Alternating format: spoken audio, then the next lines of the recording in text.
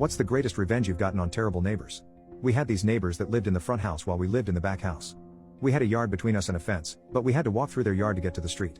These guys acted friendly when we moved in. Then, they started getting weird as time went on, gaslighting us about petty things. Stuff like letting us use their hose by the street to spray off our car and then saying later that they never said we could, or letting us pick a lemon from their tree and then saying later that we were stealing. It culminated in a huge blow up from them about the hose, the lemons, where they were screaming in our faces. We were super shocked and hurt, but then became pissed about how ridiculous it was. We shunned them and wouldn't acknowledge their presence for the year we still had to live by them. They clearly didn't like being shunned, and it was obvious they felt like we had the upper hand on them now because of it. If they parked on the sidewalk by their garage, we'd call the cops and they'd get ticketed.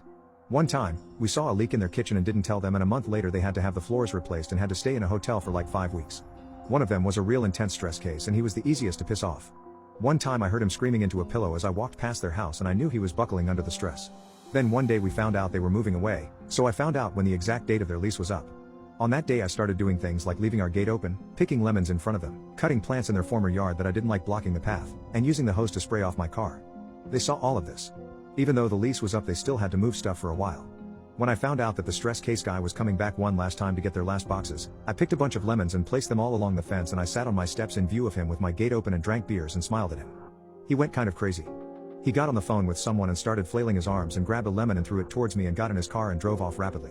We were happy with our silly, petty revenge that managed to not break any rules or get too trashy, but was extremely effective at pissing off these pompous jerks.